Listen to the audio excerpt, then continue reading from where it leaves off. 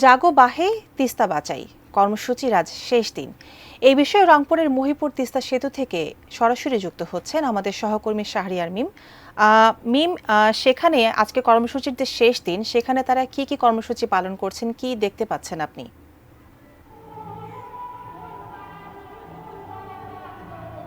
জি, আপনাকে অসংখ্য ধন্যবাদ। এই মুহূর্তে আমি রয়েছি রংপুর জেলার যে মহিপুর তিস্তা নদীর পাড় থেকে রয়েছি। আপনাদেরকে জানিয়ে রাখি যে নদী রক্ষা আন্দোলনের কর্মসূচির আজ কিন্তু দ্বিতীয় দিন, অর্থাৎ আজকেই শেষ দিন। আজকের এই দিনে নানা কর্মসূচি হাতে গ্রহণ করা হয়েছে।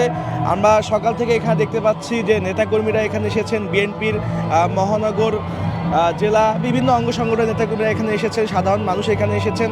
আমরা এই পর্যায়ে একটু কথা বলবো। আজকে আপনাদের কি কর্মসূচি রয়েছে? আজকে আমাদের একটু পরে 12টার দিকে এখানে পদযাত্রা হবে। পদযাত্রার পরে আমরা নদীতে নেমে আমাদের যে নদীর পানির অবস্থা কতটুকু কী অবস্থায় আছে সেগুলো আমরা নদীতে পানিতে নেমে আন্তর্জাতিক সম্প্রদায়কে দেখাতে চাই যে আসলে তিস্তা নদীর অবস্থা ভারত কী করেছে। ধন্যবাদ আপনাকে।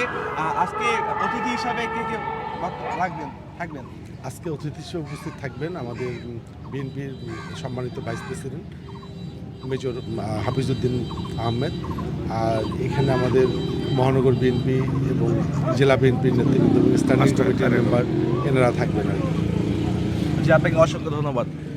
যেমনটি জানাচ্ছিলাম যে আজকের যে জাগো ভাইয়ের যে তিস্তা বাঁচাই এই কর্মসূচি আজকে দ্বিতীয় দিন, অর্থাৎ আজকের শেষ দিন। আজকের এই দিনে রংপুরের এই মহিপুর শুধু নয়, কাউনিয়া থেকেও কিন্তু এই রংপুরের যে এই দুটি জায়গায় এই প্রোগ্রাম কিন্তু হচ্ছে এবং রংপুর বিভাগের মোট 5টি জেলায় 11টি স্থানে একযোগে কিন্তু এই যে আন্দোলন, এই যে সংগ্রাম, সেটি কিন্তু চলছে। আপনাদেরকে জানিয়ে রাখি যে আমরা গতকাল থেকে দেখেছি যে রাত জেগে সাধারণ মানুষরা এই আয়োজনের সাথে যুক্ত হয়েছেন। এর আগে তিস্তা নিয়ে এমন কোনো আয়োজন এই বঙ্গে দেখা যায়নি যেখানে একসাথে লক্ষাধিক মানুষ দলমত নির্বিশেষে সবাই যেখানে অংশগ্রহণ করেছেন শুধুমাত্র যে তিস্তা মহাপরিকল্পনা বাস্তবায়নের দাবিতে। তো আজকে সারাদিনব্যাপী যে সকল আয়োজন রয়েছে তার মধ্যে এইসব প্লেগার্ড কর্মসূচি রয়েছে, গণপদযাত্রা কর্মসূচি রয়েছে এবং সাংস্কৃতিক বিভিন্ন সঙ্গীত, এই অঞ্চলের যে ঐতিহ্যবাহী গানগুলো রয়েছে এসব কিন্তু এখানে পরিবেশন করা হবে এবং সর্বশেষ কিন্তু বিকেল 5টার পর থেকে কিন্তু এখানে কিন্তু ভার্চুয়ালি বক্তব্য দিবেন তারেক রহমান, এমনটাই কিন্তু আমরা জানতে পেরেছি। সব কিছু মিলে রংপুর মহিপুর তিস্তা থেকে এই ছিল আমার কাছে সর্বশেষ।